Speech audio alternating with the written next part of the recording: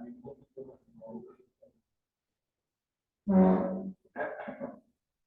¿qué me dice? ¿Ya? ¿Qué quiere? Bueno, vamos a hablar esta pequeña conferencia, charla, sobre la reivindicación venezolana del territorio Esequibo, ¿no? Y vamos a iniciar citando a don Andrés Bello, quien decía: nada importa más a las naciones para precaver disputas y guerras que fijar con la mayor exactitud los linderos o términos de su territorio. Don Andrés Bello no es solamente el padre de la gramática en América hispánica, de la propia gramática, sino es el fundador de los estudios de Derecho Internacional Público. Esto lo tomo de su manual de Derecho Internacional Público, que es uno de los primeros que se estudió en América Latina. La Constitución de la República establece que la integridad territorial es un derecho irrenunciable de la nación, artículo 1. Artículo 1, único aparte. Y un principio de la República, artículo 6. El territorio y demás espacios geográficos de la República son los que correspondían a la Capitanía General de Venezuela antes de las transformaciones políticas iniciadas el 19 de abril de 1810, con las modificaciones resultantes de los tratados laudos arbitrales no viciados de nulidad, que es deber de todos los venezolanos resguardar y proteger la integridad territorial de la nación, artículo 130. Por eso es que el sentido de pertenencia, aquello que llamamos patria, que es la tierra de nuestros padres, es parte de lo que es el territorio. Por eso nos sentimos tanto del territorio en esa percepción. Es parte de nuestro sentido de pertenencia, procedencia y permanencia. Pero es importante destacar lo que destaca Pedro Munil Grau. Hoy le rendimos culto a don Pedro Munil Grau, que hace poco murió, un chileno venezolano que nos hizo ver esa Venezuela irredenta. Y citando al mismo Munil Grau, dice: los panoramas geohistóricos venezolanos deben ser aprendidos en espacios geográficos mucho más extensos que los que han llegado a los 916.400 kilómetros cuadrados a la historia contemporánea.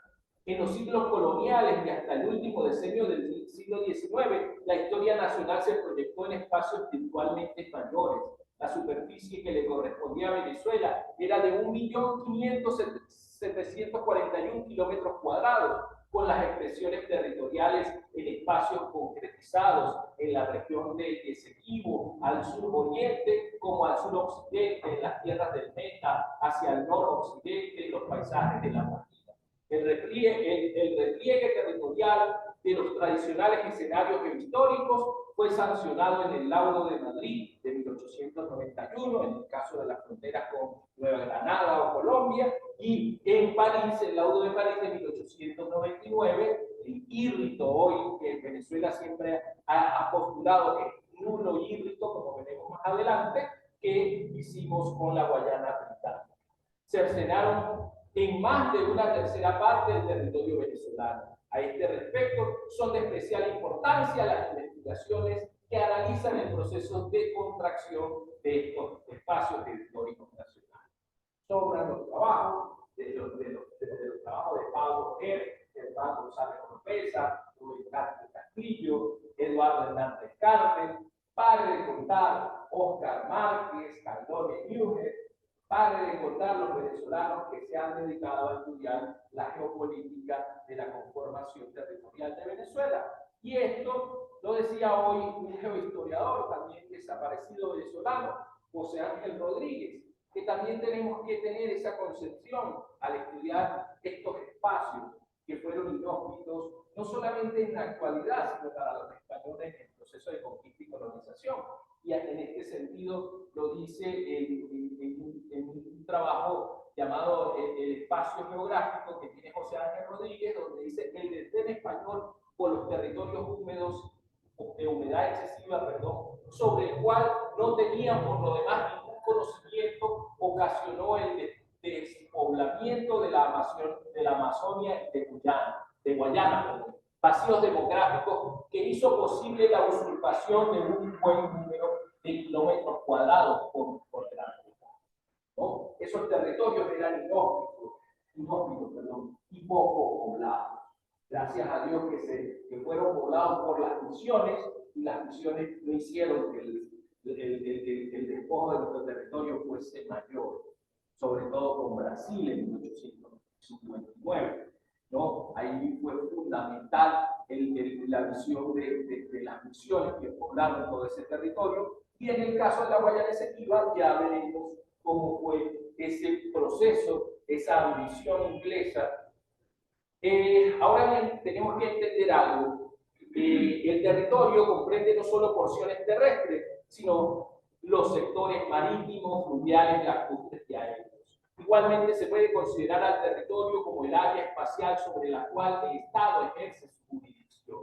El espacio es un factor de riqueza y un factor de poder. Sin embargo, el control del espacio no es un factor de riqueza, sino está asociado a una serie de factores como son la población, la capacidad tecnológica, las habilidades políticas y económicas. En la mayoría de los casos, el soporte de la riqueza de los estados recae en el espacio. Por esta razón, todavía en el actual siglo XXI, aún algunos países se disputan espacios terrestres, marítimos, fluviales, lacustres y aéreos, partiendo de la convicción que estos pueden garantizar recursos y asegurar facilidades de comunicación.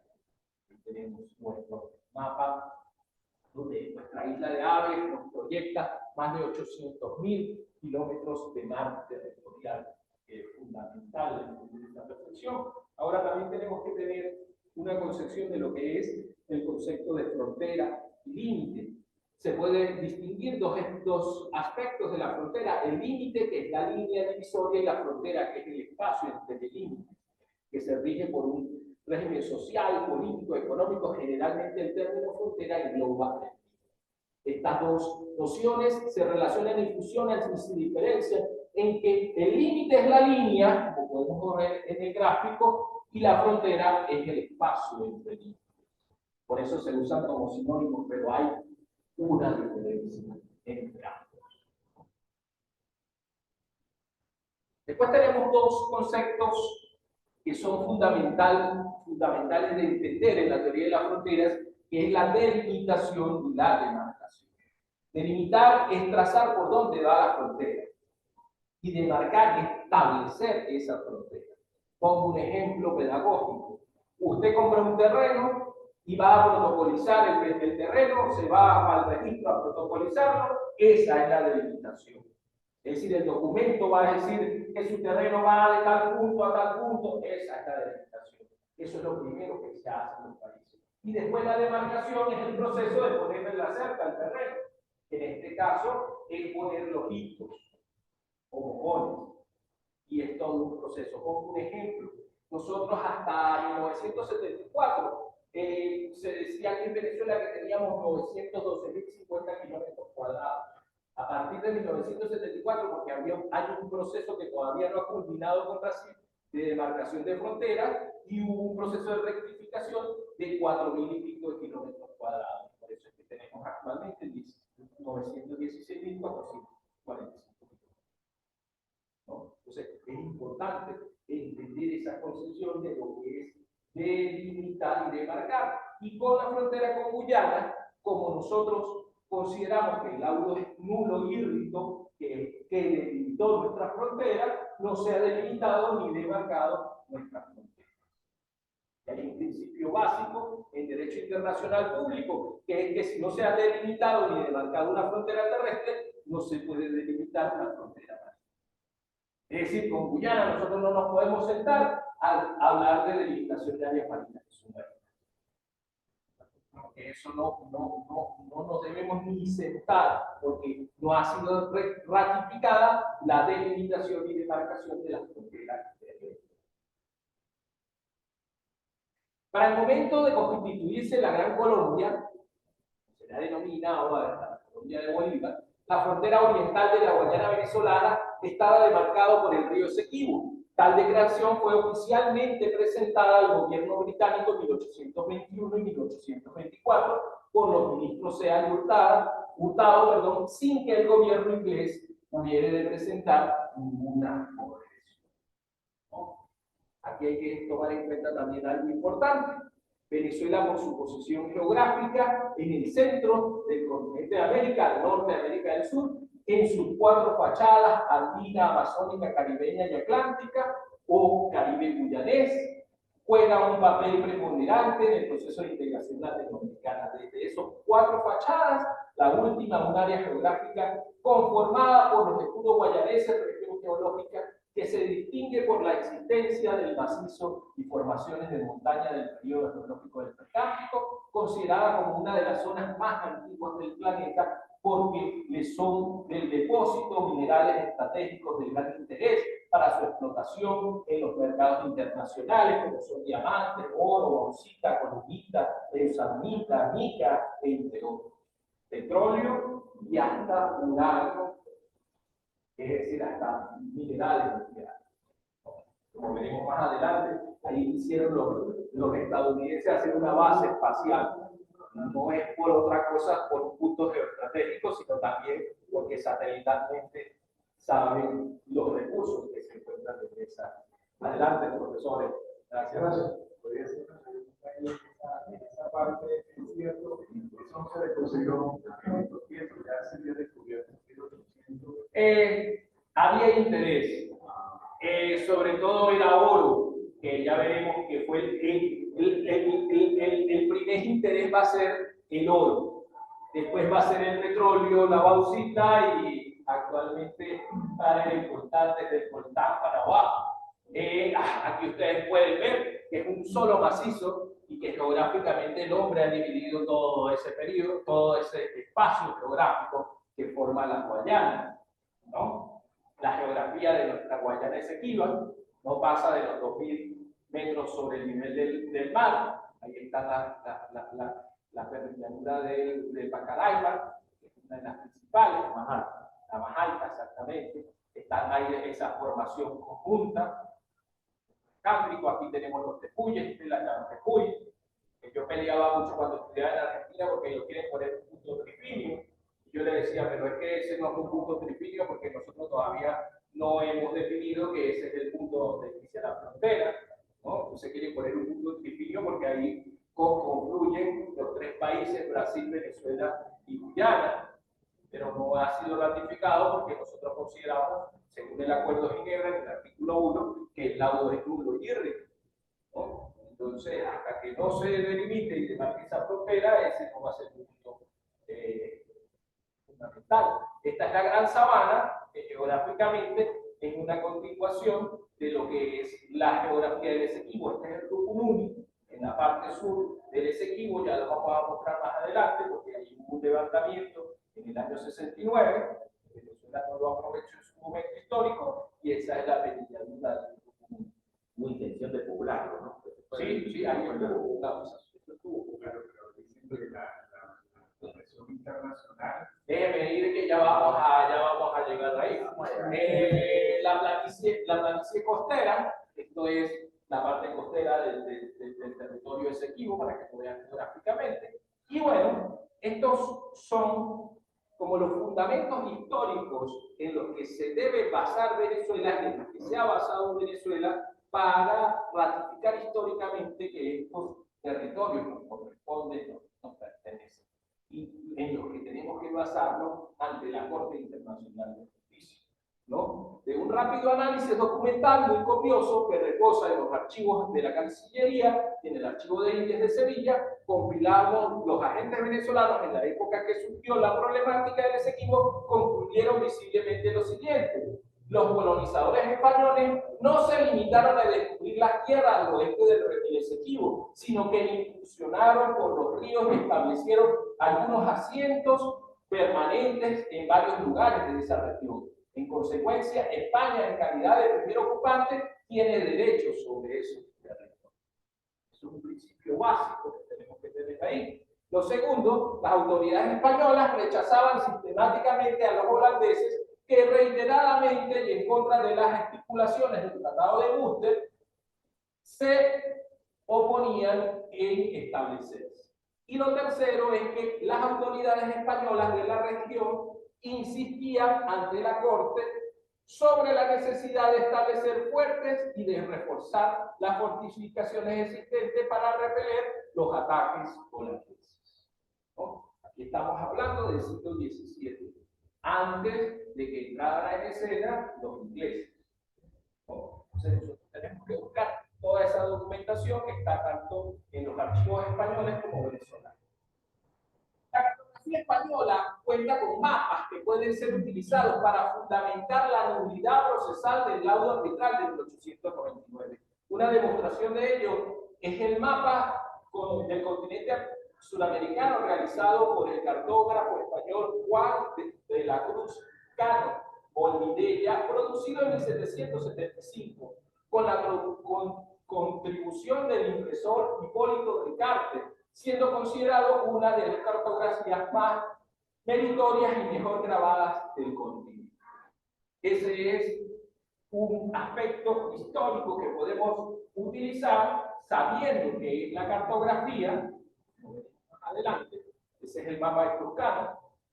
Los españoles poseían no solo un conocimiento completo de las regiones equivas, sino que además mantenían trato frecuente y un intercambio comercial con los grupos étnicos genuinos, pobladores autóctonos de la zona, al punto de que en el estuario de todos los ríos, entre el Orinoco y el Esequibo, aparece el nombre del cacique que allí habitaba. Es bueno recordar que los mapas constituyen un importante documento de consulta, pero no son obligantes para señalar límites internos o externos, como es el caso de la controversia limítrofe entre Venezuela y Gran Bretaña en el siglo XIX. ¿No? La cartografía solo representa un valioso auxiliar a la hora de definir límites. Por sí sola no puede ser un elemento definitivo para determinar las líneas divisorias entre dos entidades, mucho más para los siglos XVI al XVIII e incluso comienzos del XIX, cuando los cartógrafos no tenían el suficiente conocimiento geográfico de América para elaborar cartas confiables.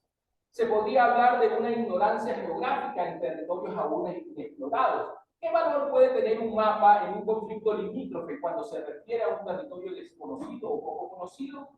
En esta percepción debe aceptarse el principio de cada nación define sus límites solo por el hecho de establecer en los mapas que produce. La cartografía histórica es una fuente auxiliar de la historia en la que en la elaboración de cada mapa obedece a una situación histórica, social, económica enmarcada en una articulación internacional que la condiciona. Yo utilizo esta parte de los mapas porque tenemos muchos mapas y yo creo que es fundamental entender nuestra cartografía histórica, y en el laudo de 1899 los ingleses presentaron una serie de mapas adulterados de la famosa línea Chomburg, como ya veremos más adelante. Y lo presento con una síntesis de los principales mapas. Ahí está más o menos la evolución de nuestros mapas. Desde Codaxi, que si yo no, este es el de la Gran Colombia que está en Codaxi, pero el de Codaxi al final no lo proyecté mapas anteriores al de Codaxi, que es de 1840, como el primero que proyectamos. Al terminar la guerra de independencia, Venezuela, al igual que todas las naciones y repúblicas sudamericanas, se basaron en el principio del último siete juris, convenio en conservar los territorios que correspondían a las provincias bajo el dominio español. Como poseí, seguiré poseído.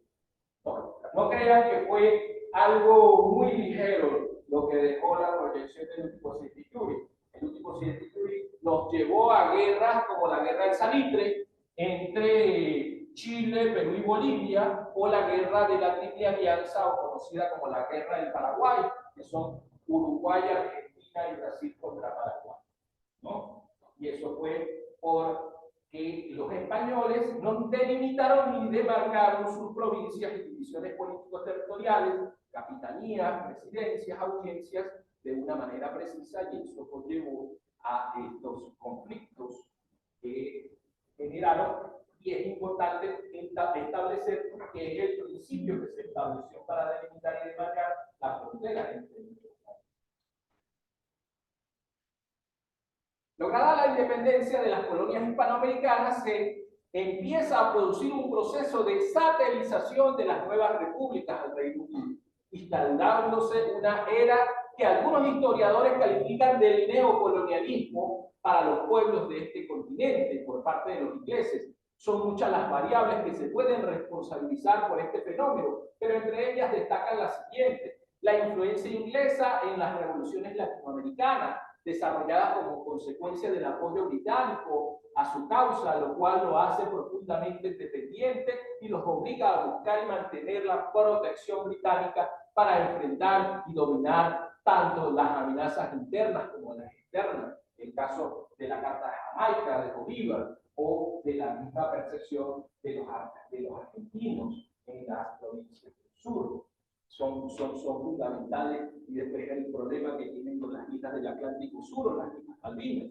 Los conflictos internos entre las élites de las antiguas unidades coloniales que conspiraban contra los conceptos de seguridad colectiva expresados en el Congreso de Panamá contra los intentos de integrar unidades políticas con varias unidades administrativas coloniales, como la impulsada por Bolívar en su proyectada Colombia.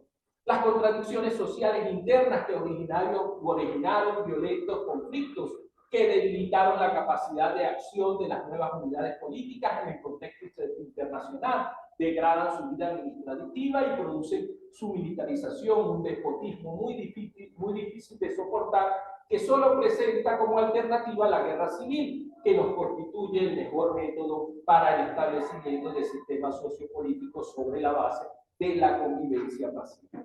La propia actitud británica hacia las naciones latinoamericanas, que aun cuando estimuló las ideas integracionistas que eran convenientes a sus intereses, al brindar el apoyo a los sectores a los cuales la dinámica política local proporcionaba, pero indirectamente ahondó las contradicciones potenciales en el proceso de fragmentación de la realidad social iberoamericana. Todo esto nos llevó a que se desarrollara este conflicto, que es la reclamación de la Guayana Esequiba. Aquí empezamos con el meollo de la cuestión. Gran Bretaña, con el objeto de ejercer su dominio colonialista sobre la parte norte del continente sudamericano, una vez obtenida las islas de Trinidad y Tobago en 1797, mediante la invasión armada, ocupó de forma definitiva las colonias holandesas de Esequiba, que son estas que ustedes ven aquí. Están al oeste del Esequibo, es decir, hasta al este, perdón, al este del Esequibo, exactamente, que eran 20.000 millas cuadradas, ¿no? Era básicamente ese territorio, ¿no? Todo ello, por el Tratado de Amiens de 1802, estos territorios estratégicos fueron despojados por los ingleses, oficialmente cedidos por los holandeses, que se reconoció mediante el Tratado de 1814. Se consolidaron una sola colonia en 1831 denominado Guayana Británica. Desde entonces los ingleses iniciaron una campaña expansionista de colonización de la región al occidente del río Esequibo, con el objeto de controlar las bocas del río Orinoco, manteniendo y extendiendo sus pretensiones territoriales, que en 1835 eran solo de unos pocos kilómetros cuadrados, hasta transformarse en más de 200.000 kilómetros cuadrados en 1890. Al oeste del río Esequibo, contra lo que Venezuela protestó. Con estas dos posesiones estratégicas, Gran Bretaña se dispuso a dominar la importantísima cuenca del Orinoco. Ellos se querían quedar con las bocas del Orinoco, y básicamente era porque Inglaterra estaba obsesionada por el dominio político del Orinoco, al que le atribuían el destino semejante al Danubio europeo. Gracias a los relatos recogidos por Walter Raleigh en el descubrimiento grande, rico y bello y imperioso de Guayana, escrito por él y publicado por primera vez en Londres en 1596, pretendió fundar un imperio inglés en Sudamérica, y su esperanza era que el relato que hizo, junto con las muestras de la riqueza de la Guayana que había traído consigo, le valieran para convencer a la reina de la conveniencia a la reina de Inglaterra de organizar otra expedición que, bajo su mando, regresara al Orinoco para encontrar las enormes riquezas que se harían de Inglaterra el país más rico y poderoso de la época. Vamos en esta percepción, Sir Robert Kerr Porter, en 1836, ministro plenipotenciario de Gran Bretaña en Caracas, había solicitado del gobierno venezolano, separado de la Gran Colombia desde 1830, que se erigiera un faro en Punta Barima como territorio de su jurisdicción a fin de facilitar la navegación de la boca grande del río Orinoco, reconociendo con este acto expresamente la pertenencia a Venezuela de dicho punto estratégico que queda en el territorio de Esequibo, que es esto que está aquí. Punta Barima es esta puntita que ustedes ven aquí, y eso está en territorio de Esequibo. Reconocía que el Esequibo era venezolano. El inglés Daniel Florencio Oleari, quien fuera uno de los edecanes más importantes del libertador Simón Bolívar, nunca perdió su condición de ciudadano inglés y de favorecer los intereses de este imperio en América, y fue el primero que tuvo una visión intuitiva de la importancia geopolítica del dominio de las bocas del Orinoco para la posesión del gobierno británico, cuando expresó en 1841: respecto de la importancia de este territorio, es incuestionable y no puede haber la menor duda. Quizás no haya en el continente suramericano una posesión más valiosa, sea desde el punto de vista militar, político o comercial, que el Barima. Domina la boca principal del Orinoco y en consecuencia el comercio del noble río y sus grandes tributarios, el Apure y el Meta, que unen el occidente de la República y las provincias orientales de Nueva Granada. En un periodo futuro, los poseedores de la Guayana que bordean el Orinoco dominarán a toda Venezuela y ejercerán una gran influencia en Nueva Granada, pero a su vez ellos vendrán a estar controlados por cualquier potencia marítima que esté en posesión de Punta Barima. Gran Bretaña, que ya es señora de Trinidad y Guayana Británica, parece que necesita del Barima para completar su posesión en esta parte del mundo. Pero no hemos de suponer que el gobierno de Venezuela no estima debidamente la importancia de Barima. Ellos saben muy bien su valor, no solo respecto de su utilidad como posesión militar, sino también en relación con la general y permanente influencia que probablemente va a ejercer en adelante. El Foreign Office 80-107 de 1841 tenía esa percepción oleada, esa percepción geopolítica. Sin embargo, el descubrimiento de los yacimientos de oro en el territorio guyanés en 1834 por parte del prusiano Robert Schomburg, comisionado por el gobierno inglés para que efectuara un reconocimiento de la zona y demarcara los límites de la Guayana inglesa con Venezuela, estimuló la apetencia británica sobre este territorio. En el 35, este joven naturalista prusiano es enviado por el gobierno inglés, por la Royal Geographical inglesa, a delimitar las posesiones holandesas cedidas por el Tratado de 1814 de una manera unilateral. Y así tenemos que en una primera línea de 1835, la primera línea Chombo, daba 4.900 kilómetros al oeste del Esequibo. La línea de 1840 a 1836 daba 141.930 kilómetros al oeste del Esequibo, como las podemos observar aquí en estos dos mapas, la primera y la segunda línea Chombo. Y luego tenemos la tercera y la cuarta, la falsificada, que es la cuarta. En 1840 la línea Chombo fue tan prolongada que llega hasta la desembocadura del río Orinoco. Y en 1857 al 97 los ingleses siguen avanzando esta línea a través de todo el río Uruguay, teniendo como aspiraciones llegar a cercanías de Upata. Entonces aquí las podemos ver, de 167.830 kilómetros, la tercera, y la cuarta de 203.310 kilómetros. Es decir, la cuarta línea Chombo se queda con todas las minas del cacao, con todas las minas del oro de Venezuela, que es lo que abre el gran apetito inglés por la expansión en estos territorios. Es importante aquí acotar lo siguiente, que a finales de 1843 el gobierno venezolano tenía preparado el documento en defensa del establecimiento de los límites del oriente venezolano y el río Orinoco, y fundamentaba en el mismo el plenipotenciario venezolano en Londres, Alejo Fortiki, preparó una nota explicativa al secretario de Relaciones Exteriores del gobierno británico, el conde de Aberdeen, con fecha del 31 de enero de 1844.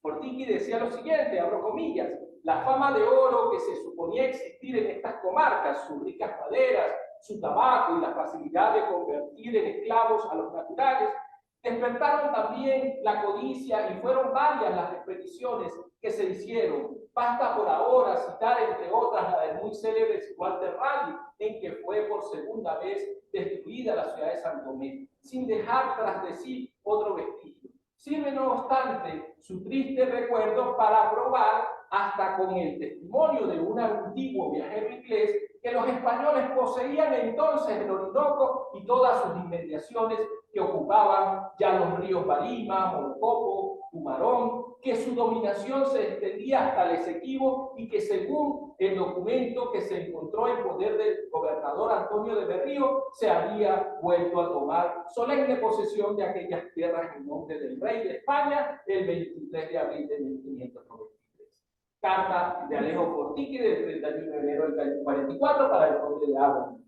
En Armando Rojas, los papeles de Alejo Fortiki, ¿no? Entonces, ahí Alejo Fortiki ya casi íbamos a llegar a un tratado bilateral con los ingleses, que iba a dar a mayor favor de Venezuela, siempre con una equidad en el fondo, pero Fortiki le dio una gripe y murió, y todo se vino abajo, y todo eso lo llevó a la famosa nota de las notas, cuando se da una nota puntualmente entre los gobiernos, ¿cómo se dice eso? Cuando hay un intercambio de notas, que se puede establecer que fue un tratado, que fue el de 1850. Los descubrimientos de los recursos audísimos en la cuenca del Uruguay dieron un nuevo sesgo a la política expansionista de Gran Bretaña, la cual se lanzó sus colonos hacia el interior, a pesar de que en 1850, mediante intercambio de notas con el gobierno venezolano, el inglés y el venezolano, habían llegado al acuerdo de no ocupar el territorio disputado. Como consecuencia de la riqueza mineral, comenzaron entonces a prestar atención al asunto las grandes compañías mineras con sede en Londres. Simultáneamente trataron de crear en la Guayana venezolana, sobre todo en su capital, Ciudad Bolívar o Angostura, como se denominó mucho tiempo, un movimiento autonomista con el objetivo de separarla de Venezuela e incorporarla a la Guayana británica. En este ambicioso plan aspiraron a rebasar el Orinoco con el objetivo de agregar a la pequeña colonia incluso el territorio del Estado Apure en razón de sus recursos ganadores. Es decir, la definición de la gran. Esto es una propaganda de una tienda de sombreros en Rubio. Y lo que quiero tomar en cuenta con esto es que, para que vean ustedes que en el occidente de Venezuela, contrario al Esequibo, ya en el año 1896 se reivindicaba la soberanía venezolana sobre el territorio esequibo, ¿no? Durante ese año,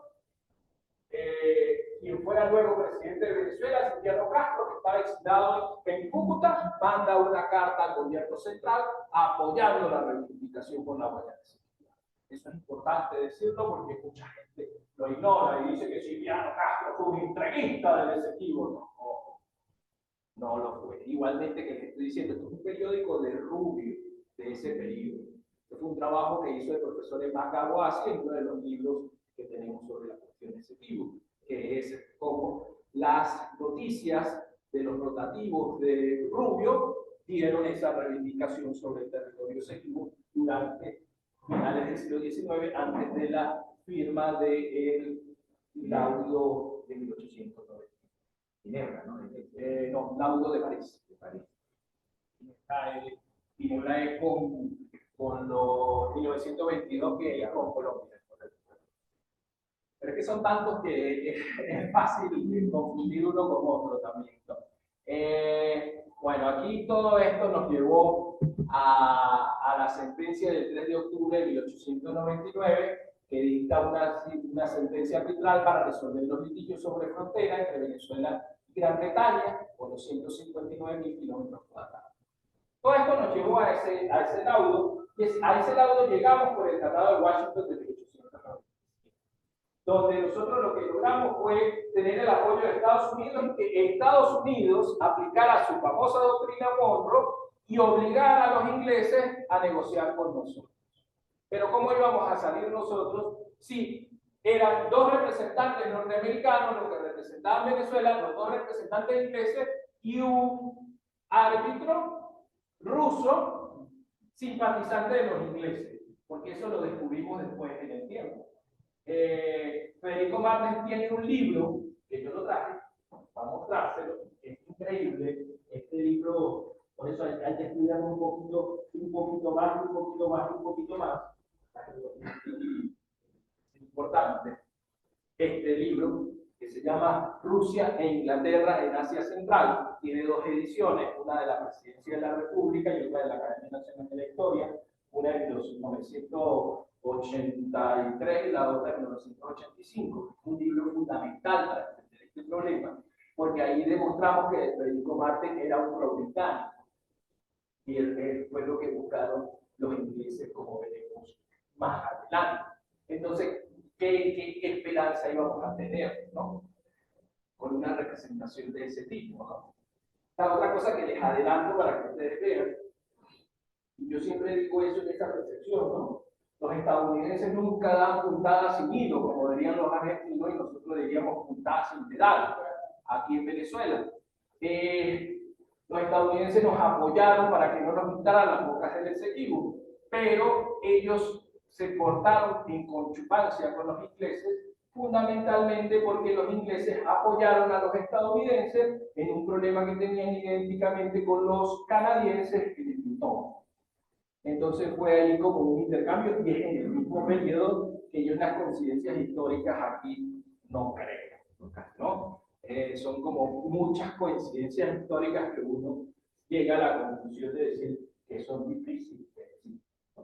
Ahora bien, esto es fundamental que lo entendamos todos los venezolanos. El laudo peca entonces de graves fallas que lo anulan como decisión de derecho, pues exhibe, vamos a enumerarlas rapidito,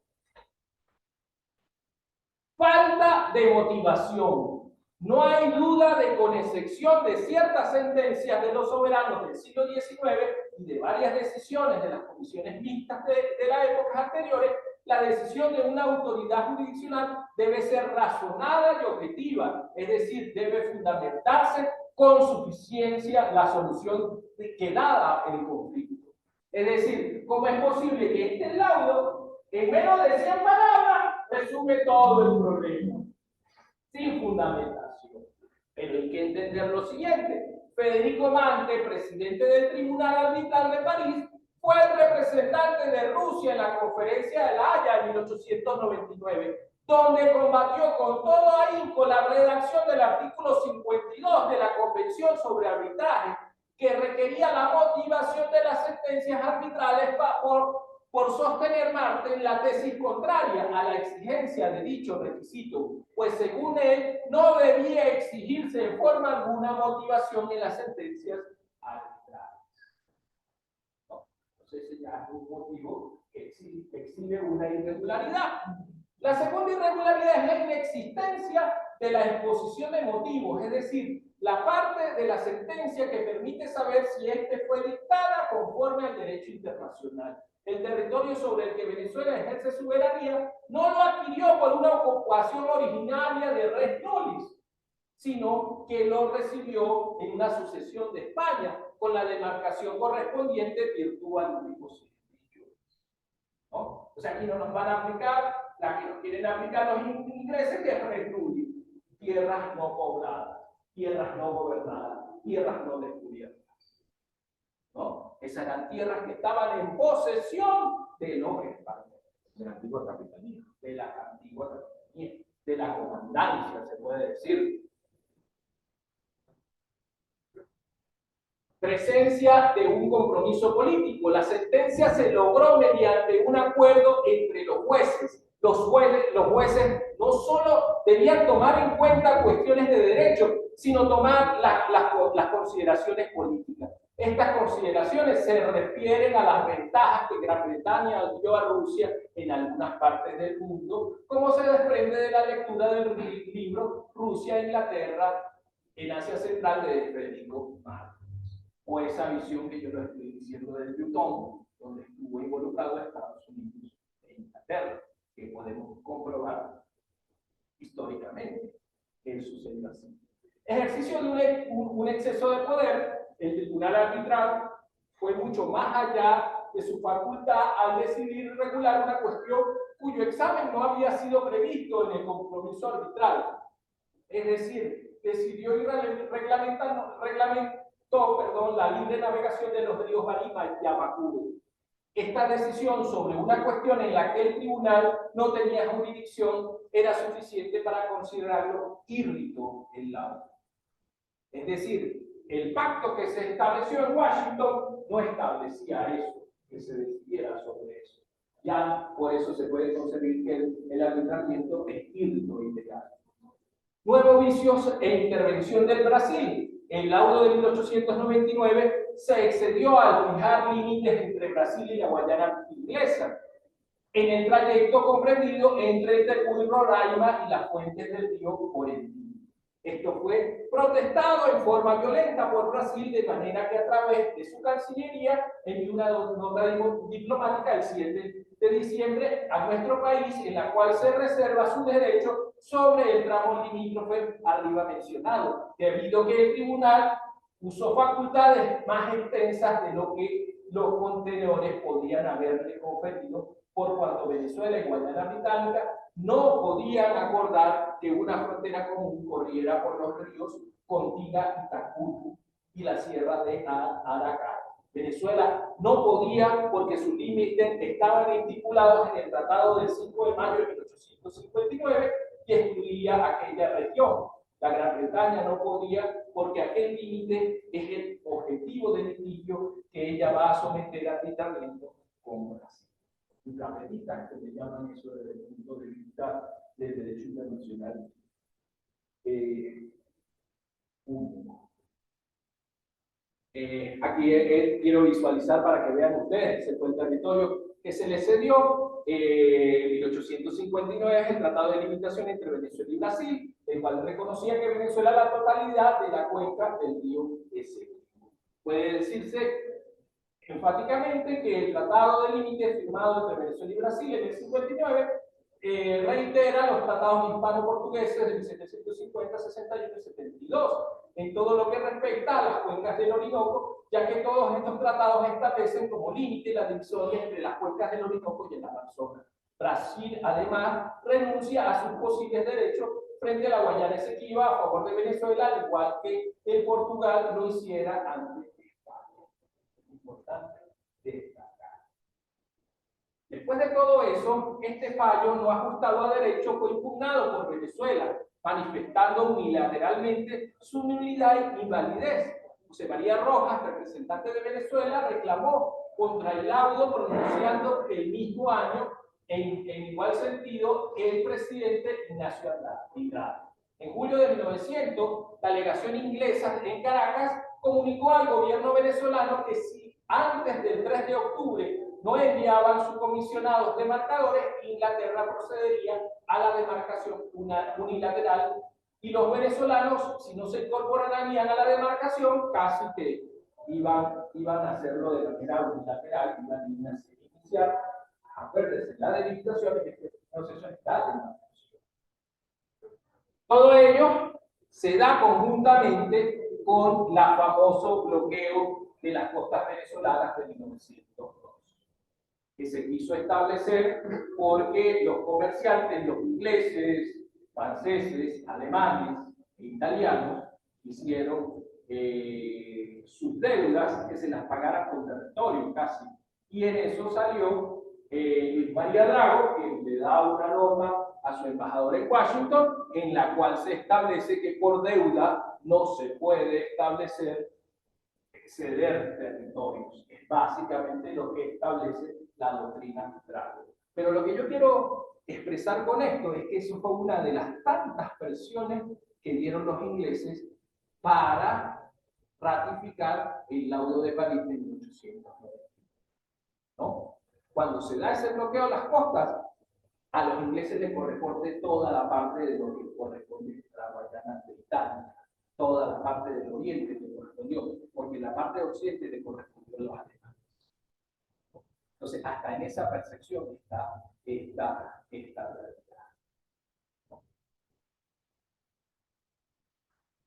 Bueno, aquí yo llego a decir que en 1906 y 1907 la doctrina Drago se hace internacional, cosa que no pasa con la doctrina Monroe, ¿no? La doctrina Monroe no ha sido reconocida como una doctrina internacional. La doctrina Drago sí es reconocida como una doctrina internacional, tanto por la OEA, por la Conferencia de Paz de la Haya.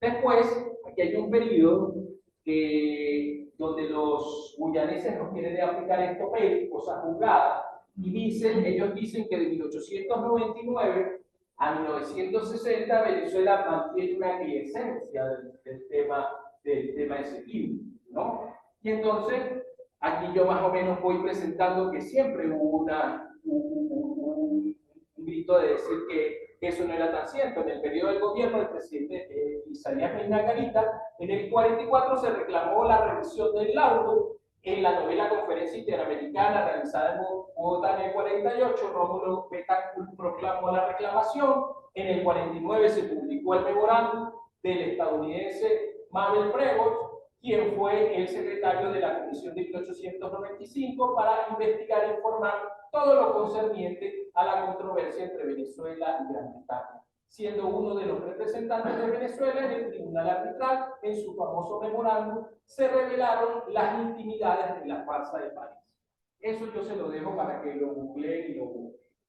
El memorándum habla por sí solo.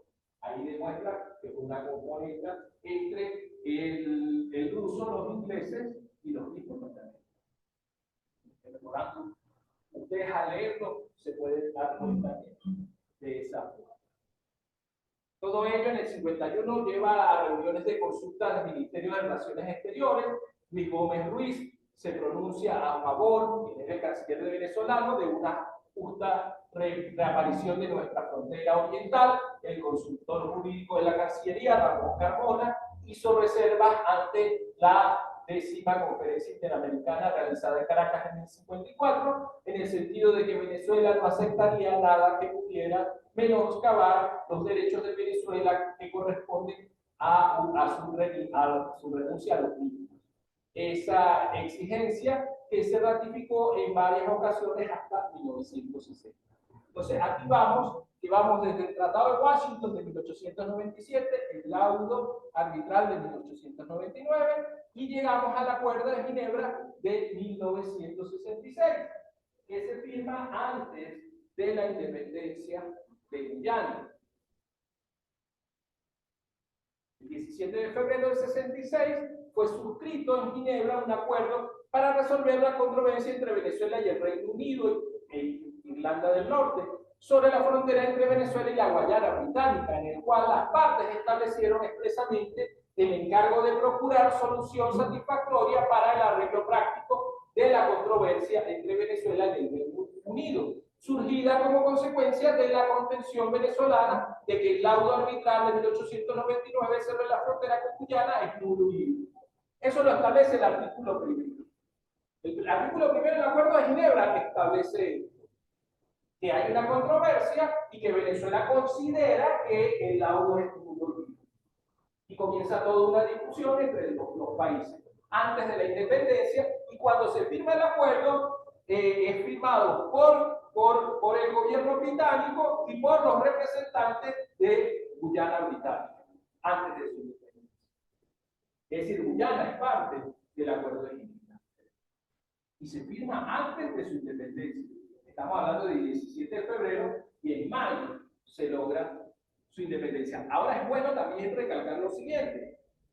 El Acuerdo de Ginebra establece en uno de sus artículos, si no me equivoco, es en el 4, que se le da la potestad al secretario de las Naciones Unidas para que sea el mediador entre los países para la controversia en base a la Carta, a lo que establece el artículo 33 de la Carta de las Naciones Unidas.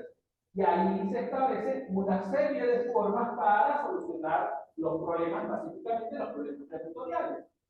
Cuando nomás fue ley de la República, el Acuerdo de Ginebra, el entonces canciller venezolano manda una nota al entonces secretario de las Naciones Unidas dándole esa potestad al secretario de las Naciones Unidas. Nosotros, ¿qué le estamos dando ahí? Carta blanca para que sea el mediador ante las Naciones Unidas, de acuerdo al artículo 33 de la Convención de las Naciones Unidas. Y por eso es que hoy en día nos están llevando a la Corte Internacional de Justicia. Venezuela no la reconoce, pero sí la reconoció, sí la está reconociendo, porque el Acuerdo de Ginebra es el que lo está llevando a eso. Nosotros le dimos esa potestad al secretario general de las Naciones Unidas. ¿Y quién es el que está llevando este problema a la Corte Internacional de Justicia? El secretario general de las Naciones Unidas. Fue el que lo llevó a la Corte y después Guyana aprovechó el titular. ¿No? Entonces, la discusión de que tiene jurisdicción y competencia puede quedar de nosotros para tomarnos un café y discutir las cartas y ponernos a hablar antes de la clase de la discusión de café. Pero que en las altas autoridades todavía están discutiendo que tiene o no tiene jurisdicción, tiene jurisdicción. Y yo se las estoy explicando aquí de la manera más pedagógica posible. Es decir, nosotros le dimos la potestad al secretario de las Naciones Unidas que estableciera la solución de acuerdo al artículo 33. Y una de las soluciones del acuerdo del artículo 33 es la Corte Internacional de Justicia. Eso lo explico así para que se entienda. Porque muchos todavía dicen, no, es que nosotros no reconocemos la Corte. Y ahora más, que hemos metido contrademanda, hemos metido escritos, ya usted está aceptando que la Corte tiene jurisdicción, con más razón.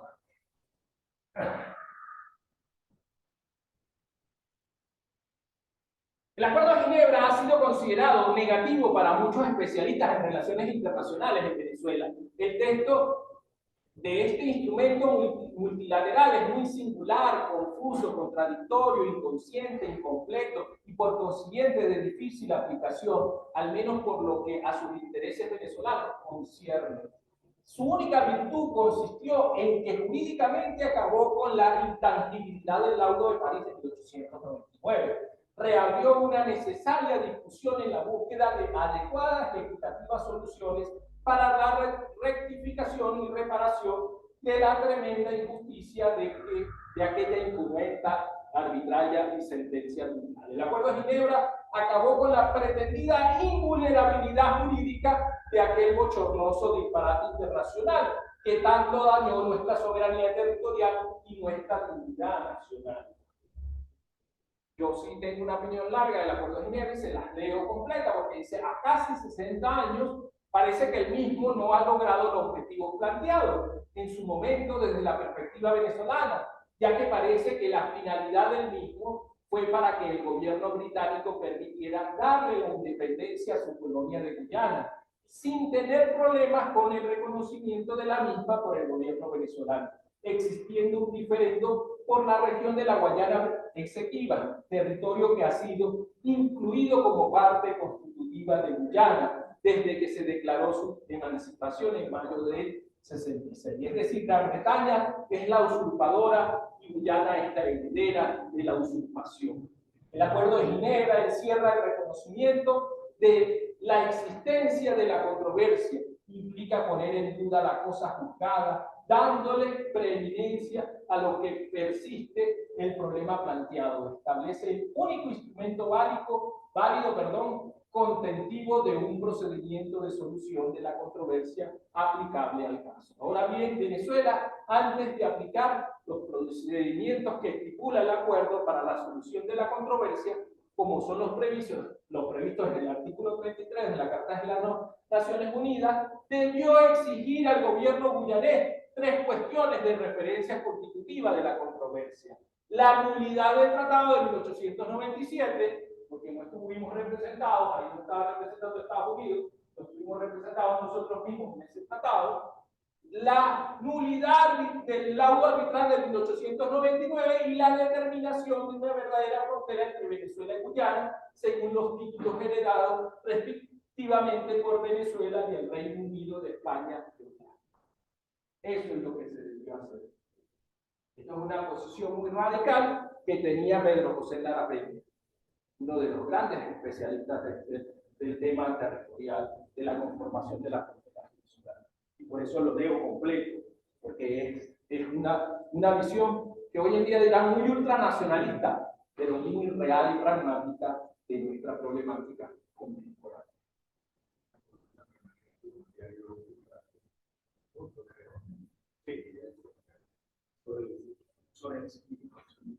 El levantamiento de Rupununi, que hablamos al inicio, la revuelta contra el gobierno de Lynden Ford Burman en la República Cooperativa de Guyana, que se originó en la región del Rupununi. ¿Se acuerdan la fotito que yo les mostré? Es de esta región aquí al sur de lo que es la Guayana Esequiba, ¿verdad? Río del mismo nombre, afluente del río Esequiba, al sur de la Guayana Esequiba, el 1 de enero de 1969, encabezada por campesinos armados con el apoyo de grupos amerindios. A raíz de esta situación se desencadenó en Venezuela una afluencia de opiniones que condenaban o respaldaban la indefensa actitud del gobierno venezolano. Unos recriminaban el desaprovechamiento de dichas circunstancias para anexar con el consentimiento de la población el territorio reclamado por el país, y otros manifestaban su respaldo a la actitud gubernamental. Una intervención militar venezolana en el vecino país hubiese podido dar la base a una intervención de un tercero, que en este caso pudo haber sido Brasil, vecino directo de la región insurrecta, Gran Bretaña, antigua metrópolis colonizadora, Cuba, ante la posible apertura de Sudamérica, país todos cuyas potencialidades bélicas eran superiores a la venezolana. Transcurridos los 4 años de funcionamiento de la famosa Comisión Mixta del Acuerdo de Ginebra, según el Acuerdo de Ginebra, se buscó el arreglo práctico de la reclamación exceptiva, y al no llegar a ningún acuerdo, sus integrantes entregaron el informe final y sus respectivos gobiernos, donde se conjetura dejaron aceptado el trabajo realizado en las cuestiones pendientes. Los informes y actividades de la Comisión Mixta fueron clasificados como secretos. Hoy en día a mí me encantaría revisar eso, para saber qué podemos sacar de estos informes para la reclamación actual. Ayer estaba hablando con uno de los especialistas del tema que está en Brasil y que está haciendo una tesis doctoral sobre el tema, Ricardo de Tomás, y yo le decía a él, a mí me llama la atención que hay en esos papeles secretos, qué puede haber ahí que nos pueda interesar.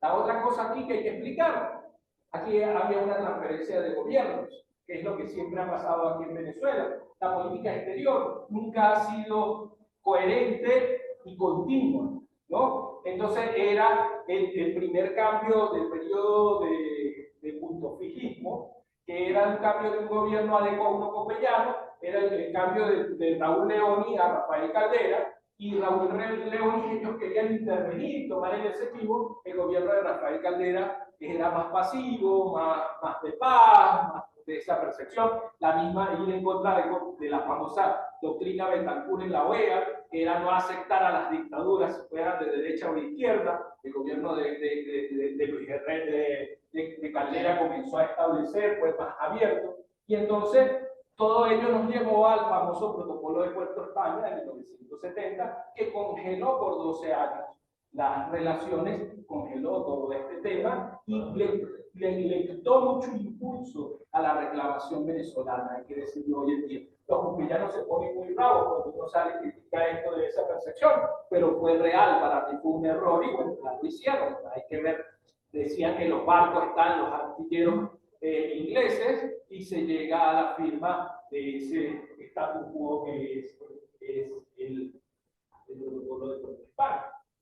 Esto es algo que a mí me gusta retomar, porque yo ni esto lo hemos retomado nuevamente, que es cómo el grupo de rock venezolano Témpano popularizó una canción en las ondas hercianas de la radio venezolana, el exequivo de su álbum En Reclamación de 1983, la cual fue todo un éxito de los discógrafos de la época discográfica, de los LP y de los cassettes, esa canción con el tiempo se transformó en un ícono de nuestra reivindicación nacionalista, del sentido de pertenencia, procedencia y permanencia, del sentir venezolano de la Guayana Esequiba.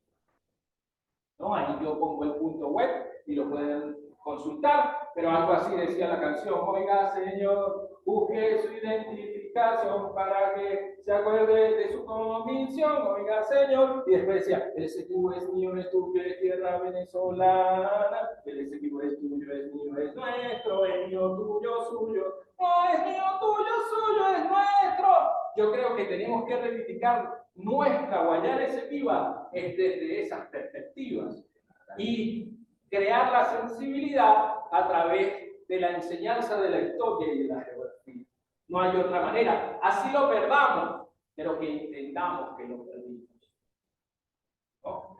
Pero hay que saber la reivindicación, hay que saber la historia.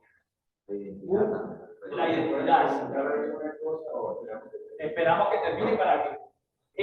Un punto importante: las aguas territoriales entre Venezuela y la Guayana no han sido delimitadas. Venezuela ejerce indistintamente la reclamación executiva, pero tiene jurisdicción y soberanía sobre las áreas marinas y submarinas que genera el litoral marítimo del delta Macuro en su extensión que se proyecta hasta alta mar.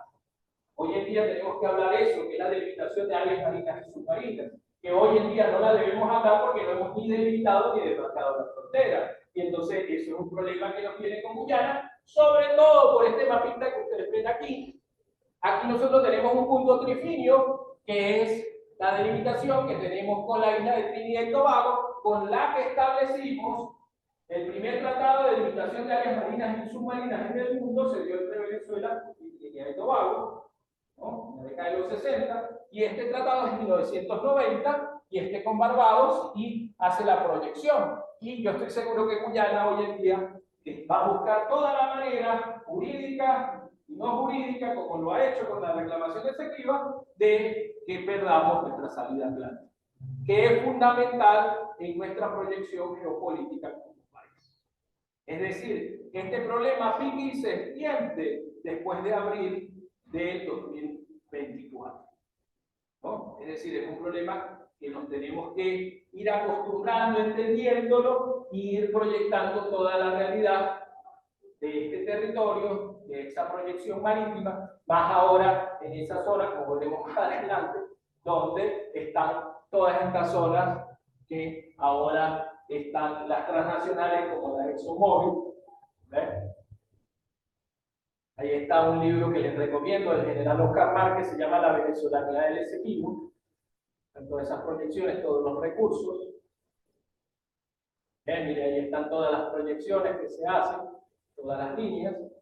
Aquí está la ExxonMobil, como todos estos espacios tienen ahora, ya están, antes eran proyecciones, ahora ya están comprobados que tienen bastante petróleo en esa zona. Es importante también a decir que las transnacionales, no solamente estadounidenses, sino rusas y chinas, están en esos espacios y se están aprovechando que Guyana no ha nacionalizado, no tiene una industria petrolera bien estable, por decir de alguna forma, y está peor que nosotros en el año 43 con el 50-50.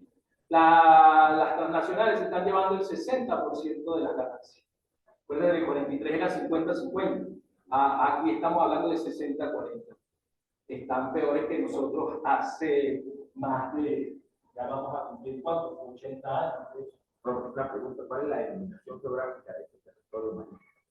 No es golfo, no es un golfo. No, esta es la proyección de nuestra frontera, de nuestra frontera marítima, que en este caso sería el delta Macuro, el que nos da toda esa proyección. El delta del Orinoco es la que nos da la proyección. Entonces nosotros vamos a querer aplicar las líneas de unas percepciones y nos van a querer aplicar de otras, y ahí vamos a entrar en un problema como el que tenemos con Colombia por la delimitación de áreas marinas y submarinas al noreste del Golfo de Venezuela, y más porque hay petróleo comprobado. Yo voy a parar aquí y le doy el pase a la profesora. Y Surinam tiene un problema idéntico con Guyana y creo que lo ha perdido, y por eso sería bueno estudiarlo. Le doy a la profesora Débora Ramírez, que es de Derecho Internacional Público, del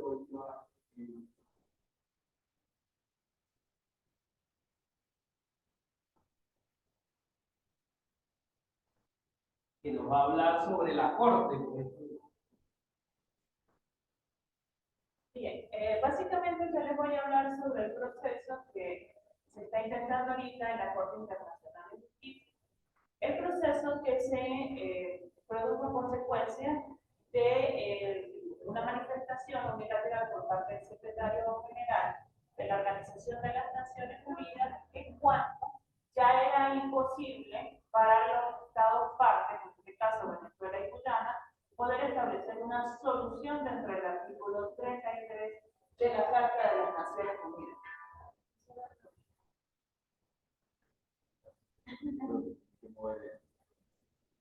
Activa la otra pantalla.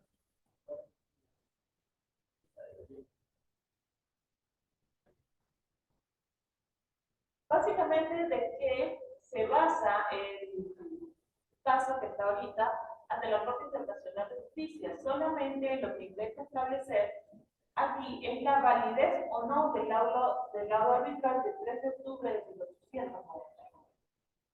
¿Por qué?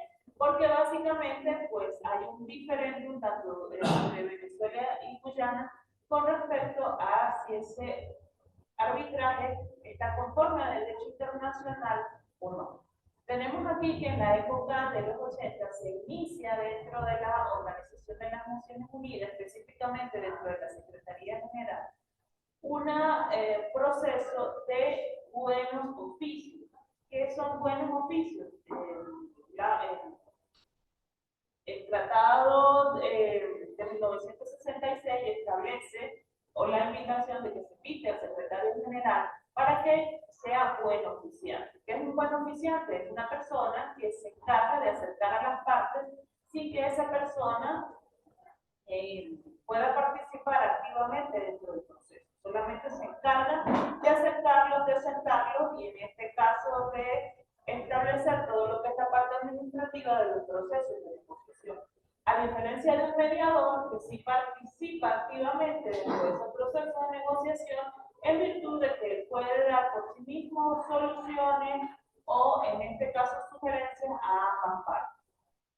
Dentro del Tratado de 1966 se establece que los buenos oficios del secretario general vendrían o tendrían la finalidad de encontrar una solución práctica, ¿verdad?, para el conflicto entre Venezuela y Guyana. Una solución, gracias, práctica que para nosotros los abogados pues no incluye llevarlo específicamente a la Corte Internacional de Justicia. En el año 2018, ¿verdad?, ya después de que esos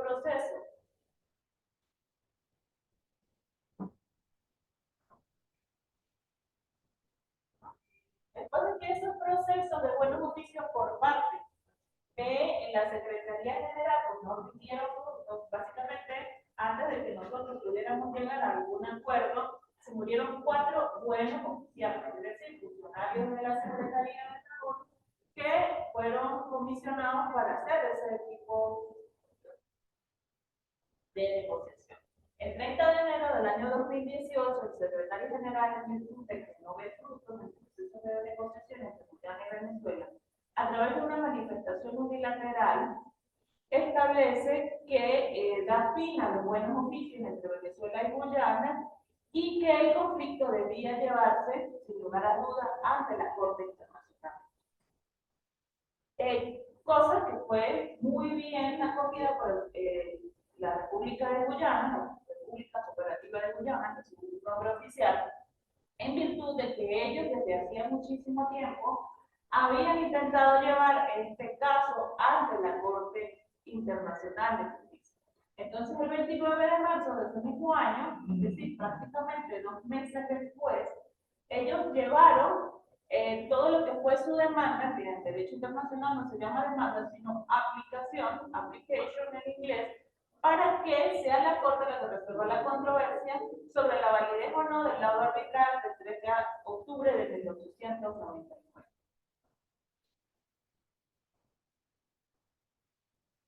Aquí, ¿verdad? En el año 2019, a través de un memorándum diplomático realizado por el ministro de Relaciones Exteriores de Venezuela, se estableció de que la Corte Internacional de Justicia no posee jurisdicción para poder llevar a Venezuela a la Corte. Aquí hay que hacer una explicación de por qué la Corte no posee jurisdicción. El Estatuto de la Corte Internacional de Justicia establece que como órgano principal de la Organización de las Naciones Unidas, todo Estado miembro de la Organización de las Naciones Unidas puede estar sometida a la jurisdicción de la Corte. Dice puede, no va a estar sometida, no establece una obligación. ¿Por qué? Porque solamente hay dos formas para reconocer la jurisdicción de la Corte. Una, que es a nivel general, llamado compromiso, que es al momento de la ratificación del Estatuto de la Corte Internacional de Justicia, se establece como unilateralmente por parte del Estado que todas las controversias internacionales o sobre derecho internacional que tengan que ver con el Estado se llevarán ante la Corte, cosa que no hizo Venezuela. Y también a través de una application, que en este caso vendría a ser una declaración unilateral para que un caso específico sea llevado a la jurisdicción de la Corte, cosa que tampoco hizo Venezuela en el conflicto con Guyana. Es por eso que en este memorándum el ministro de Relaciones Exteriores explica de que la Corte no posee jurisdicción, que hay una controversia entre los abogados internos de jurisdicción o competencia en derecho internacional, solamente se habla de jurisdicción, más aún con la Corte Internacional de Justicia, porque la Corte, según el Estatuto, puede conocer de cualquier caso que sea de interés de la Organización de las Naciones Unidas, es decir, cualquier caso de derecho internacional. Son Paulo, la última conferencia de que el prefecto dice que son sinónimos. Ajá, se utiliza como sinónimo. Pero para no causar ruido a nivel de los abogados que se encuentran aquí. Entonces, por eso es que nosotros hablamos solamente de jurisdicción. Cosa, pues, que sí tiene razón el Ministerio de Relaciones Exteriores, ya que nosotros, ni por compromiso ni por application, habíamos reconocido la jurisdicción de la Corte. Luego, en el año 2019, a través de otros 3 memorándums, pues se continúan llevando ese mismo argumento, la no jurisdicción de la Corte para, en este caso, conocer del litigio. ¿Qué es lo que pasa luego? Que en el año 2020, la Corte Internacional de Justicia emite un fallo donde establece y explica, porque aquí hicimos como motivación, puso que como bueno en el arbitraje, ¿verdad? Hicimos a través de una fundamentación jurídica, explica de por qué la Corte sí tiene jurisdicción. El fallo establece de que la Corte tiene jurisdicción para conocer del caso específico del laudo arbitral de 1899, porque Guyana, a través de su application, le ha otorgado esta jurisdicción. Es decir, que con la intervención o no de Venezuela, va en este caso a decidir sobre el asunto. Dentro de ese fallo establece la misma Corte y es demasiado triste que a pesar de que Venezuela, a través de su historia, ha estado siempre muy convencido de que el laudo arbitral es nulo e ilícito, ahorita que tiene la posibilidad de establecer sus argumentos, al menos jurídicamente, ante la Corte, pues no quiera hacerlo, quiera eximirse de esa jurisdicción. ¿Qué es lo que pasa en el año 2022? En julio del año 2022 se introduce ante la Corte un escrito que trata específicamente de establecer ciertos asuntos preliminares, ¿no? ¿Qué es lo que pasa aquí? A nivel internacional existe algo que se llama sometimiento de jurisdicción. ¿Qué es sometimiento de jurisdicción? Si yo digo durante la historia que la Corte no tiene jurisdicción, ¿por qué yo voy a introducir un escrito de asuntos preliminares si la Corte no tiene jurisdicción? Porque uno que sabe derecho sabe que los escritos o los documentos sobre cuestiones preliminares o sobre cuestiones prejudiciales o judiciales se introducen solamente ante el órgano competente. Esto quiere decir un tribunal con competencia o con jurisdicción. Claro, eso se llama reconocimiento tácito jurisdicción. Y ahí, pero ¿qué decían esas cuestiones preliminares? Eso, que la Corte no tenía jurisdicción y se valía de un asunto, una cuestión que una jurisprudencia de la Corte, en el caso Golden Monetary, que básicamente la Corte explica la necesidad en ese fallo o sentencia de que sea reconocida la jurisdicción de la Corte para someter un caso ante su jurisdicción. Otra de las cosas que se establece como cuestión preliminar, que esto sí a mí me provocó muchísimo ruido, era que Venezuela tenía la intervención como tercero interesado del Reino Unido. Y por lo que acaba de dar a decir, sabemos que toda la culpa de esto la tiene el Reino Unido. Entonces estamos en este caso pidiendo que aparte de Guyana, que son nuestras contrapartes naturales, introduzcamos un tercero de discordia para que pues pueda presentar mayores puntos, que pueda presentar mayores argumentos a través de él. Y también otra de las cosas que establece en este caso es un tercer argumento, ¿verdad? Que es el incumplimiento del derecho internacional, el incumplimiento del estatuto de la Corte en cuanto a Venezuela, la famosa falta de jurisdicción de la Corte. ¿Qué fue lo que pasó en ese famoso 6 de abril del año 2023? La Corte emite un nuevo fallo en el cual, ¿verdad?, presenta su opinión jurídica con respecto a las cuestiones preliminares presentadas por el Estado venezolano. Aquí hubo una salvedad, aquí pensaron los abogados que se encargaron de hacer ese escrito venezolano que por llamarla a medidas preliminares, en vez de asuntos preliminares, eso no iba a ser un escrito de asuntos preliminares, cosa que la Corte, pues básicamente lo tomó como tal. Entonces, aquí la Corte da su opinión. En primer lugar, admite el escrito de cuestiones preliminares. ¿Por qué lo admite? Porque al admitirlo, ahí está pensando Venezuela, porque tácitamente está, en este caso, reconociendo su jurisdicción. ¿Ok? Pero declara sin lugar los tres argumentos que establecen allí y vuelve a explicar por qué la Corte Internacional de Justicia tiene jurisdicción para conocer el caso. Y por lo tanto, ya que el Estado venezolano reconoció tácitamente la jurisdicción de la Corte, pues le da el lapso de un año en específico para que presente su informe. ¿Qué son los informes dentro del proceso de la Corte Internacional de Justicia? Los informes son la forma como los estados, los sujetos de derecho internacional, presentan sus argumentaciones. Por la application, por esa solicitud, en este caso de que se ha sometido ante la Corte, Guyana presentó un informe y en ese informe pues presenta cada uno de los alegatos por qué para ellos el laudo arbitral de 399 es válido. Dentro de esos argumentos pues tienen, por ejemplo, que el proceso arbitraje se hizo conforme a las normas de derecho internacional público vigentes para la época, que ya más o menos el profesor Claudio explicó que no fue tan así. Otra de las cosas es que ellos tienen argumentos más basados en el último de facto, es decir, en que ellos ejercen control efectivo y soberanía efectiva en estos territorios, que en la titularidad jurídica, porque ellos reconocen que la titularidad jurídica pues la tiene Venezuela.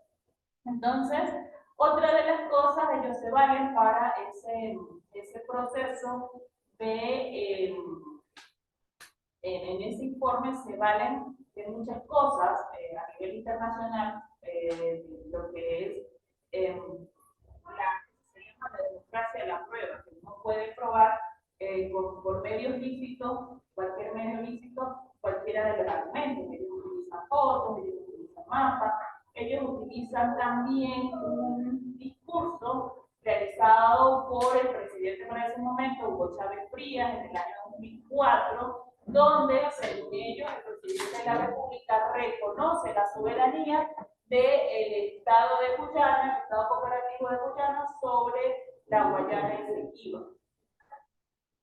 Entonces, todos esos argumentos, incluso usan como argumento, que nosotros vamos a usar como argumento, el fraude procesal. Entonces ya le dicen ahí, bueno, sí, los venezolanos van a decir de que el laudo fue hecho por fraude procesal. O sea, ya ahí dicen que ya saben lo que nosotros vamos a decir, según la República Cooperativa de Guyana.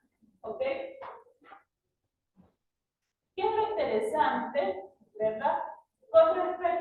¿Qué es interesante con respecto a ese fallo donde se le otorga jurisdicción? Muchas personas establecen o piensan, hay opiniones públicas que establecen que la Corte ha sido bastante hostil con el Estado venezolano. En el caso de, sobre todo, la sentencia del año mayo de 2020, donde establece la jurisdicción de la Corte. Dicen, ahí nos están obligando a nosotros a someternos a una jurisdicción que según el derecho internacional, pues ellos no tenían.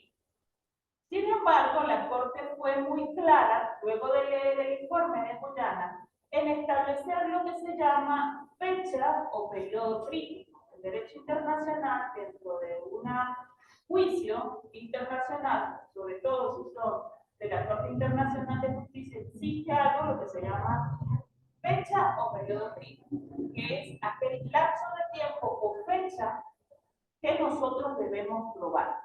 Y dice que el periodo crítico va desde el 3 de octubre de 1899, incluyendo el proceso del arbitraje, ¿ok? Es decir, todo aquello que incluye el proceso del tribunal arbitral, hasta el 17 de febrero de 1966, que es la celebración del tratado entre Venezuela y Guyana. El profesor Claudio, que allí pues, el primer artículo establece la unidad y el hecho del laudo arbitral de 1890. ¿Qué es lo que me está diciendo allí? Que todas esas fotos, todas esas cosas que presentó el informe de Guyana como actos de soberanía luego de 1966 no forman parte de las pruebas que se deben presentar a la Corte. Es decir, ya a partir de ahí está eliminando todo eso, incluido el famoso discurso del presidente Chávez. Entonces, no es que la Corte está obrando de una manera hostil contra el Estado venezolano, no, es hasta que hay un documento internacional firmado por ambas partes, en el cual se establece pues la duda de forma expresa de la validez o no del laudo. Eso es lo único que yo voy a hacer. Que Chávez luego dijo y que luego las compañías petroleras y que ya a partir de 1960, pues Caldera hizo unas cosas que no debería llamar nada. Bueno, por lo menos para la Corte. Entonces ya nuestro periodo crítico, pues está muy bien delimitado. ¿Qué es lo que pasa? Que nosotros sí necesitamos probar la titularidad sobre esas tierras de la Guayana Esequiba, porque si nosotros estamos convencidos a nivel jurídico de que el Esequibo es nuestro, porque nosotros no dudamos de esa titularidad. Ya cuando se hizo la delimitación entre las grandes potencias coloniales europeas en 1648, pues la Guayana Esequiba formaba parte de la Capitanía General de Venezuela. Y eso estaba reconocido también por Gran Bretaña. Entonces allí tendríamos nosotros que comenzar desde el siglo XVII con la recolección de documentos históricos, sí son pruebas. Los mapas son pruebas. Otra de las cosas es que el informe presentado por Guyana llena de muchas fotos, llena de muchas cosas, pero nada. Ahora esas fotos, por ejemplo, no tienen localización satelital. ¿Quién me dice a mí que que ellos tienen, por ejemplo, una foto supuestamente tomada en el Esequibo, donde aparece, nosotros en Derecho Internacional lo llamamos mojones, que son esas edificaciones de cemento, ahora se hacen de concreto, donde dice Britain, y aparece, supuestamente está en el Esequibo. ¿Quién me dice a mí que eso no está en otro lugar? Pero como esa foto es nueva, pues ya se supone ahí. Y me dice a mí si ese rumor no se colocó luego del 63 o si se colocó dentro del periodo crítico. Todo eso lo tienen que probar. ¿Cuáles serían los efectos jurídicos de no presentarnos nosotros a la Corte? El efecto jurídico es que se nos aplique a nosotros una institución que se llama estoppel. ¿Qué es el estoppel? En este caso el estoppel negativo, que es el simple hecho de que nosotros no contestemos los alegatos presentados por Guyana, quiere decir que a través de la licencia nosotros estamos de acuerdo.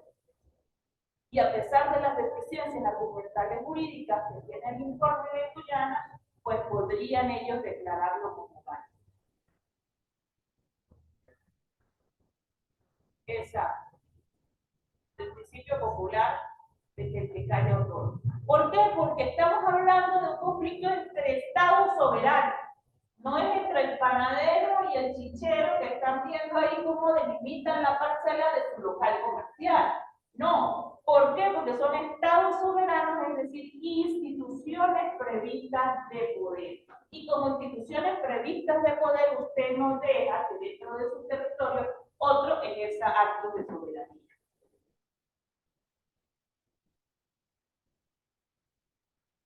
¿Cuál es la ventaja? Que es verdad, Venezuela ha dejado que Guyana ejerza muchos actos de soberanía dentro del territorio del Esequibo, pero la mayoría de esos actos de soberanía son posteriores a 1960.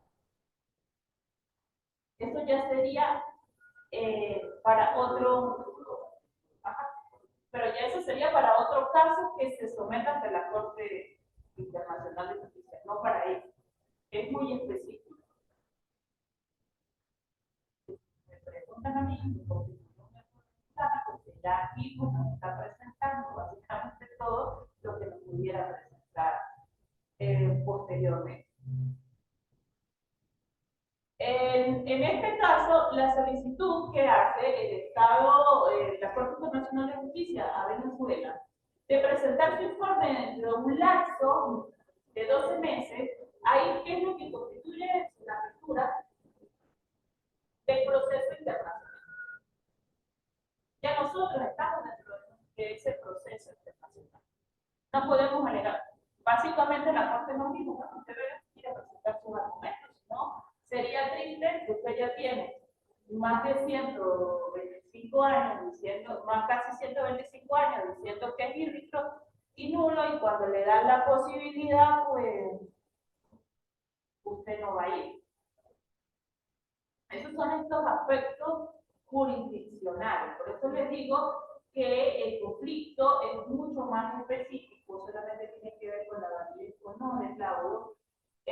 Si tenemos nosotros la posibilidad de ganar, es igual que cualquier litigio, tenemos nosotros el 50% las posibilidades de ganar y el 50% de las posibilidades de perder.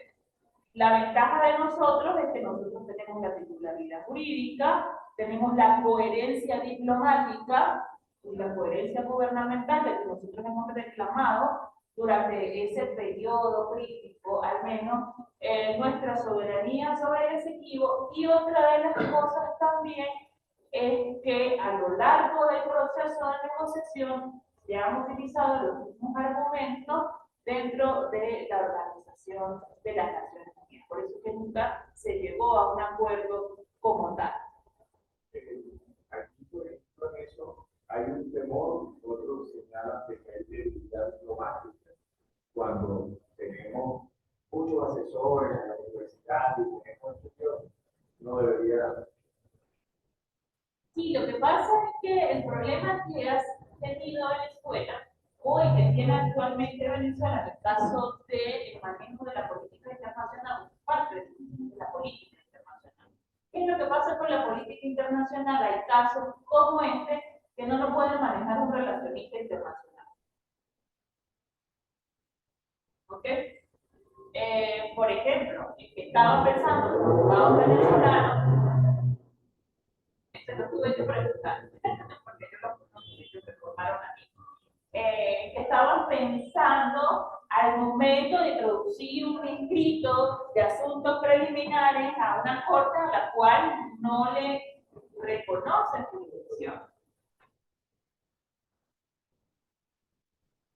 Porque ahí está, ahí hay un sometimiento tácito. Y en este caso, dice uno de ellos, que fue con el que me comuniqué, que eso fue como una exigencia por parte de Venezuela. Nosotros estamos pagando para que tú hagas lo que. Y ellos aún así le explicaron que ese sometimiento tácito pues llevaría hacia abajo el argumento de que la Corte no tiene jurisdicción, en virtud de que no sé qué. Dice, no, pero al menos políticamente hacemos nosotros una declaración. Pero es que no estamos en esta instancia en principio político. ¿Por qué digo que en principio? Porque si nosotros nos vamos a someter a la jurisdicción de la Corte, ahí tenemos que tener en cuenta como el general que no puede dejar ningún frente abierto. O sea, de ir hasta investigar quiénes son los abogados mexicanos, quiénes son los comisionados, los magistrados de la Corte, quiénes van a estar a cargo del caso entre Guyana y Venezuela. Ya con esta relación a Venezuela para explicar un contexto que también es importante, ¿no? El Estatuto de la Corte establece en el artículo 53 que cuando una de las partes no comparece ante la Corte o se abstenga de defenderse su caso, la otra parte podrá pedir a la Corte que decida a su favor. Es decir, si nosotros no vamos a la Corte va a dar a favor de lo que pida Guyana, no solamente lo que le corresponde, sino lo que está pidiendo Guyana, que todo lo podemos poner en duda por lo que usted está explicando, profesora. Y la otra cosa es que nosotros deberíamos estar estudiando quiénes son los miembros de la Corte. Por eso es que a la hora de establecer, en el caso, yo creo que como ya dijo el profesor, la discusión aquí no es la jurisdicción, si tiene o no la Corte jurisdicción, ya sabemos que la tiene. Ahorita es si vamos o no a la Corte, sabiendo que no ir a la Corte podría representar la pérdida del territorio de ese equipo. ¿Ah? Jurídicamente. Jurídicamente, ¿y qué otra forma es? Pues no, bueno, porque tendría entonces un proceso de conflicto que no podría medir. Es cierto que lo del 2024, 2004, perdón, lo de Chávez, se podría aclarar eso, porque hay mucha manipulación. El reconocimiento, entregar y dejar que el pana que ahora agarró la presidencia de Guyana, el pana nuestro, pero Cuba ha estado antes, que era la pregunta que iba a hacer al profesor, ha estado metiendo las narices ahí desde hace muchos años. Y antes del CARICOM, aparecen en alguna prensa cómo Cuba se ha interesado por la parte de Guyana. Y ahora en el CARICOM no apoya a Venezuela. Cuando Venezuela ha dejado a los venezolanos para darle a los cubanos, pero Cuba no nos apoya aquí. Claro, pero es que eso es parte de política internacional. Tiene ahora, sí tenemos nosotros argumentos o no tenemos nosotros argumentos jurídicos para ir a la Corte. Aparte de que el territorio es nuestro, nosotros tenemos varios argumentos. Que la Comisión de los Equipos nosotros llamamos estrategia de defensa de la Guayana Esequiba. ¿Qué tenemos nosotros? El primero de ellos es que cuando se le dio la potestad a través de un tratado, tratados internacionales, se le dio la potestad a Estados Unidos de servir de mediador, como bonito, servía de representante mediador entre Guyana y Venezuela. A ellos no se les dio la potestad ni la autorización para nosotros ir a un proceso de arbitraje. Es decir, que ellos obraron más allá de sus funciones.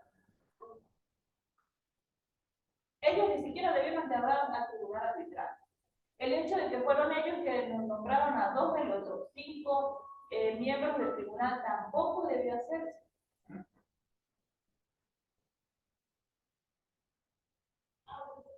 Otra de las cosas es los fallos que tiene el proceso de arbitraje. El primer fallo, la ausencia de una de las partes, en este caso Venezuela, a pesar de que dicen, no, es que Venezuela estaba representada por Estados Unidos. No, no estaba representada legalmente por Estados Unidos. Otra de las cosas vienen a ser los vicios con la claridad y transparencia en el proceso de discusión por parte de los miembros del tribunal arbitral. Son los culpables. Y los rusos que ahora Y uno de ellos los nombró Venezuela. Nosotros no participamos allí, por eso es que las caricaturas de antes ni siquiera son caricaturas antes, son caricaturas de periódicos ingleses. Ellos mismos sabían que nos estaban robando, que nos estaban asaltando.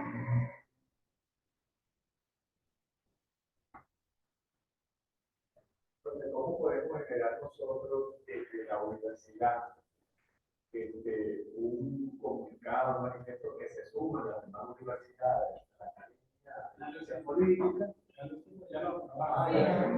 Lo que pasa es que ahí está en la voluntad política. Un informe, no, como se tiene que hacer, no es cosa de que nos van a decir a nosotros mismos, entonces, que se vence el plazo en 15 días para hacer un informe. No.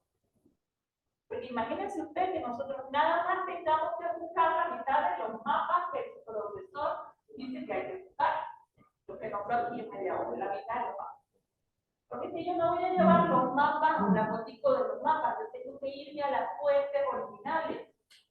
Si yo quiero utilizar este libro, que pudiera utilizarse como argumento,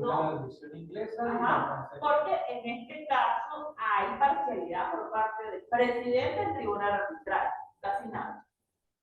Yo no me voy a llevar este libro, yo tengo que buscar la edición príncipe, que es la primera edición escrita por el señor, tratando de buscar el texto del original. Es en francés, la primera edición. Eso es el lapso de que tiene Venezuela para comparecer hasta el 6 de abril del 2024. Entonces, aquí no estoy poniendo nosotros la discusión si vamos, no vamos, podemos ir, no podemos ir. Tal vez nos digan que sí, tal vez nos digan que no. Claro que eso es la esencia de todo proceso. Usted tiene 50% para ganar, 50% para perder. Pero si usted no va, usted lleva 98% seguro que va a perder. Ahí usted rezando, quién sabe quién, a todos los santas y declaran no católicas de Venezuela, a ver si la corte en un 2% de su misericordia, no. Le dice a Guyana que a pesar de que pida que decida a favor, no lo haga. Profe, ¿y usted cree que diciendo el sol sale por el Esequibo, ya tenemos el Esequibo nuestro? Porque esto no es político. Es que esto no es político. Esto no es político. Usted puede decir todo lo que quiera, pero mientras usted diga lo que quiera, tenga un equipo multidisciplinario trabajando para que le haga el informe.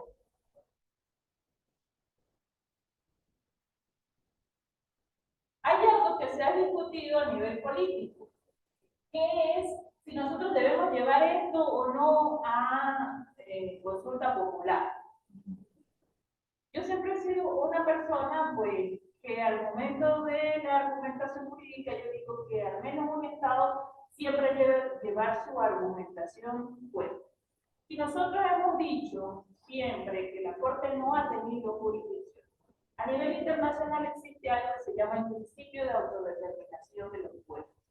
La Constitución de la República Bolivariana dice que la soberanía reside en el pueblo y habla siempre todo el ordenamiento jurídico del pueblo soberano.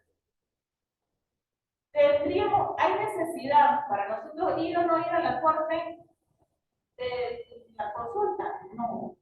Pero ¿saben qué me encantaría a mí, yo participar en ese informe y ponerlo yo, hacer la consulta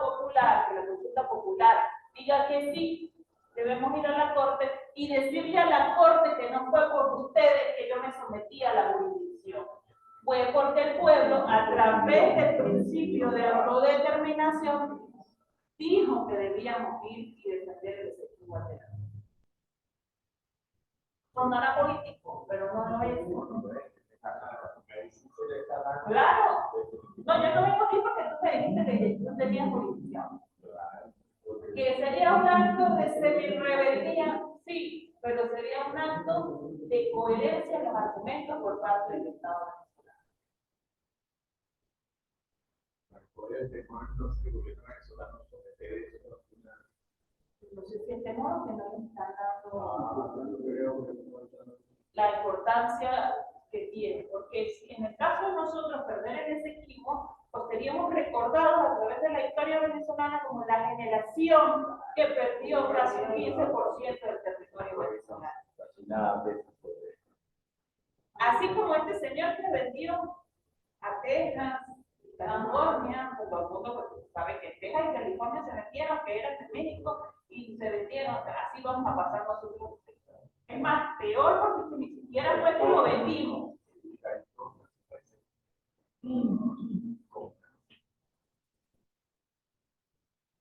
¿Qué es lo bueno? ¿Cuáles son las ventajas que jurídicamente se tienen con respecto al periodo crítico? Y hay muchas cosas, por ejemplo, el reconocimiento por parte de un jefe de Estado de la soberanía de un Estado extranjero dentro de su territorio es grave. Pero eso no está dentro del periodo crítico. Porque si tuviéramos un extranjero de la universidad dándonos derechos constitucionales. No necesariamente, si es un buen profesor, ¿por qué no? No permite. Para eso existen, por ejemplo, las concesiones. No se permite con extranjeros derechos constitucionales. No, en la universidad no hay esa, al menos jurídicamente no hay esa limitación. Ajá. Reconocimiento. Claro. Por eso es que aquí estaríamos hablando de un proceso que ya es ineludible para el Estado venezolano, o un proceso que al menos nosotros, como especialistas, esperamos que se esté llevando secretamente. Amén. Pero que se esté haciendo algo. ¿Cómo generar entonces eso que se generó en los 60, que la gente tenía interés, la población, además de la consulta, que asuman que vamos a perder, o lo vamos a ganar, no, lo vamos a ganar, pero tenemos que entrar en el interés, fíjense, es una cosa tan importantísima que nosotros debemos lograr como venezolanos, en las universidades, en las escuelas, en todos los ámbitos posibles para que tengamos, no sé, ese elemento de identidad, identificarnos con eso. Claro, creo que